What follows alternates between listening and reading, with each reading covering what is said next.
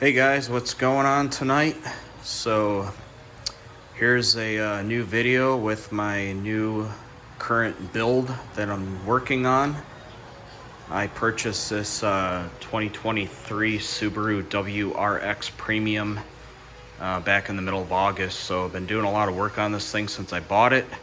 And of course, when I started out with it, only had plans to do a couple things here and there on it, and that went with the R6 has kept buying more parts, and it's exactly what's happening with this thing. So first time Subaru owner, came from basically driving Hondas, Acuras, all used vehicles. This is actually the first brand new vehicle I've ever purchased, because basically all the previous vehicles I wanted to buy brand new were motorcycles. So trying to keep the theme going kind of with the R6 with the kind of the same color. It's a World Rally blue on this, and kind of doing the trim with the neon fluorescent yellow like the R6. And man, I love this car. First time, like I said, I've owned a Subaru and a WRX, and this is the new VB platform they call it. And it's a 6-speed manual, and this thing is just awesome to drive.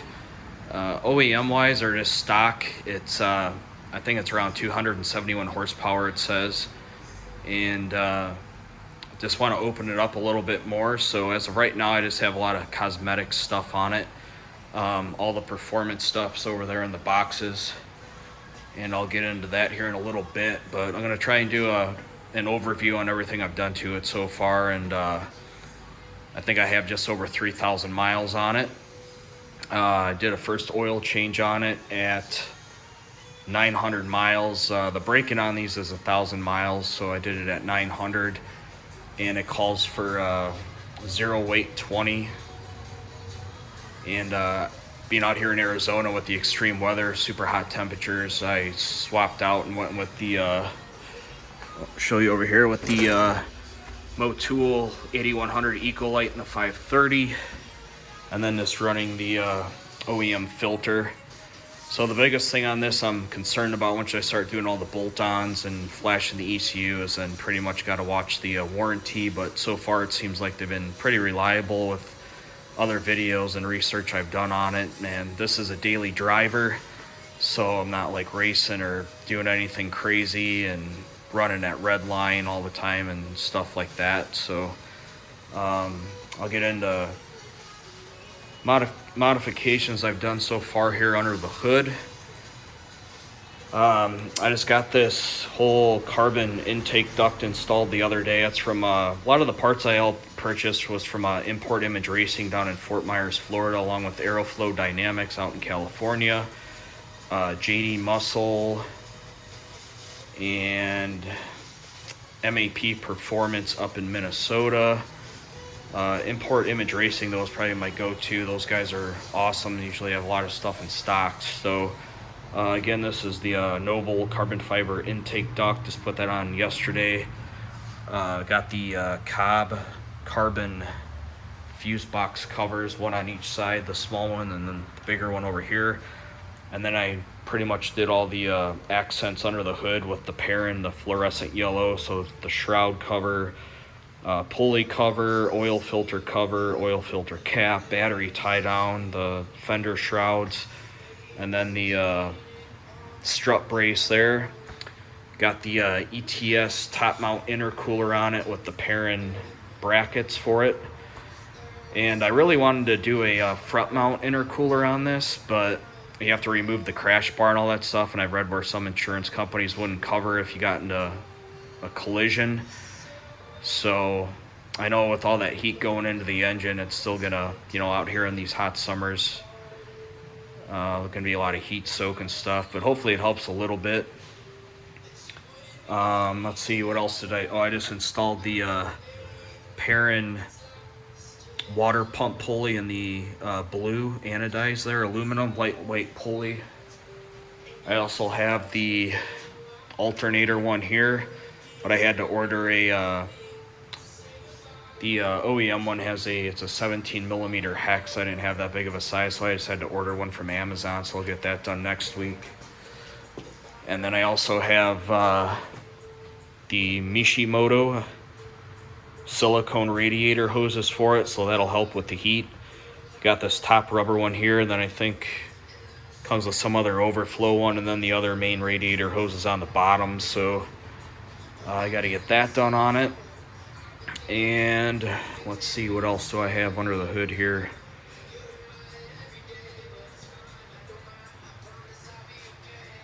Pretty much I think that's it under the hood.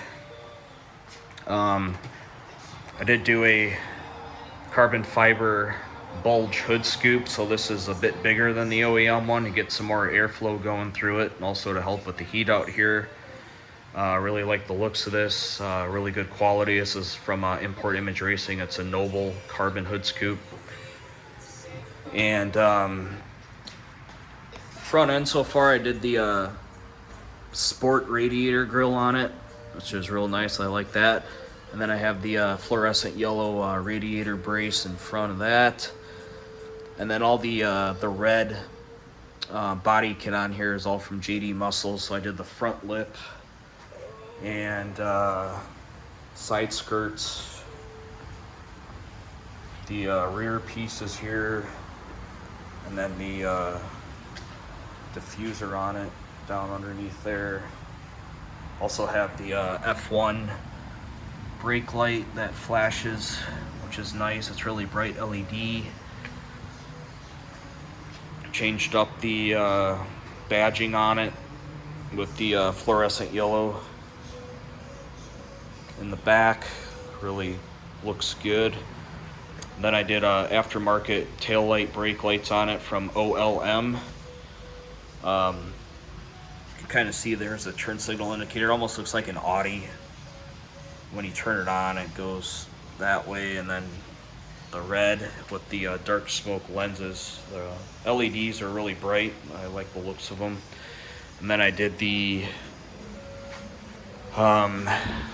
STI V3 wing on it, which I got from Aeroflow Dynamics, and this thing was fun to install. I mean, it was a lot of work to use the template they give you to put on the trunk and then mark the holes and drill them out. And the biggest issue is on the other side. There's like 3 layers of sheet metal and spots you have to go through with like a cone bit to make the holes big enough to get the socket up in there.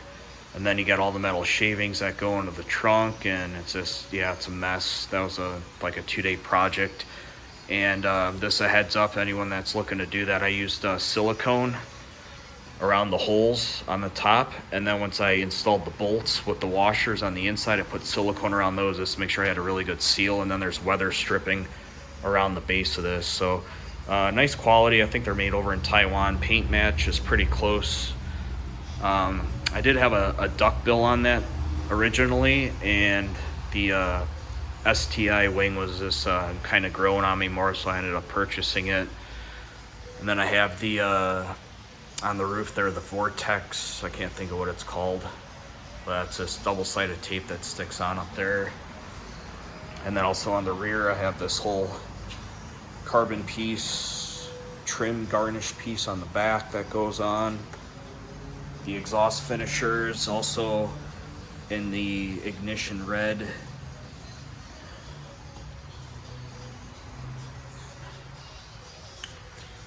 So yeah, I got that all the way around, and then I just got also the Noble carbon mirror caps, and I also have the got new wheels on next week. Or I'm sorry, last week I put these wheels on. So these are the NK TS10 wheels in gold. I try to stick as close to OEM or stock size as possible with the offset. So these are 18 by 8.5 with a 50 millimeter offset, and stock wheels are 18 by 8.5 with a 55 millimeter offset. So it's only a 5 millimeter difference. I know a lot of guys are running 9.5 wide by like 38 offset, which the suspension on these cars is really built for that 55 millimeter offset, and I know a lot of people change them, but once you start doing that, you could have premature, wear and tear on suspension parts, wheel bearings, whatever else. So wheels really make the World Rally Blue pop on it. Really like the looks of them. And then I've already upgraded the biggest complaint on this car was the stock brakes. I mean, they're pretty weak, and the calipers on these is this like a boring silver color, so I bought some fluorescent yellow caliper covers, which look a lot better than the ugly silver OEM calipers on it. And then I upgraded the front rotors to the Ray Bestos Performance line, and then red stuff brake pads on the front, which have a little more bite to them.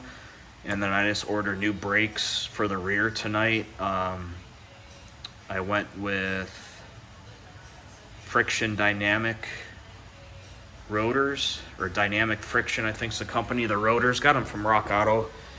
And then Power Stop carbon ceramic brake pads. Wanted to get the front done though as soon as possible, since they're 70% of the braking on it, and then figure I'll do the rear now. I would like to upgrade eventually to the 2024 WRX, that TR that's coming out. It has the Brembo calipers, so kind of curious to see what the prices would be on that. And I also have a catback exhaust that I ran on it from MAP Performance. They're up in Minnesota. Awesome quality. Fitment was perfect, right on. And I'll see if I can get a shot underneath the car. But yeah, basically you can see the muffler there. And then there with the quad tips in burnt blue. And then underneath you can see that blue bracket for the carrier, the differential carrier bracket. I put that on there just to beef some stuff up. And I also did the polyurethane bushings that go in the rear, the rubber. I can't think of what they're called, but it just helps to stiffen everything up a little bit over the stock, the cheap flimsy rubber they use. And then I did the STI, the JDM tranny mount on it, along with the white line positive shift mounts. It's like the rubber pieces for the tranny bracket mounts. So that's a little bit stiffer with the polyurethane instead of the rubber. And I just installed the Perrin. It's the steering dampener lockdown. It's hard to see it from here, but man, it was, I didn't think it would make that much of a difference with the steering. I mean, it's so much, there's absolutely no slop or free play in it anymore. And you wouldn't think it'd make that big of a difference, but I noticed it right away just driving it, like how much more responsive and better the steering is on it. So that's, if you guys have one, I do that. It's a pretty simple job to do it from underneath the car instead of on the top like the directions say. Yeah, so I'll get and open the car here real quick. Then I decided I went with these Oasis seat covers from Amazon. I don't remember how much they were, but I really like the bright red. And got the Billet Works fluorescent yellow shift knob. And then I upgraded a lot of the trim pieces in here. So this was this regular plastic. I went to the super suede, or the whatever it's called, the suede fabric there. And then the whole passenger side up there is a suede, along with these pieces here. And then the whole shift boot, I ordered all OEM Subaru with all this suede. It looks much better than this cheap like rubber or this crap here. I'll eventually upgrade this probably, but all that suede looks a lot better on it. And then I of course had to go with the WeatherTech floor mats on it. And trying to think what else. But yeah, this is basically what I've been doing since I bought this thing back in the middle of August. And as you can see over here, these are the next upgrades that are going to be going on.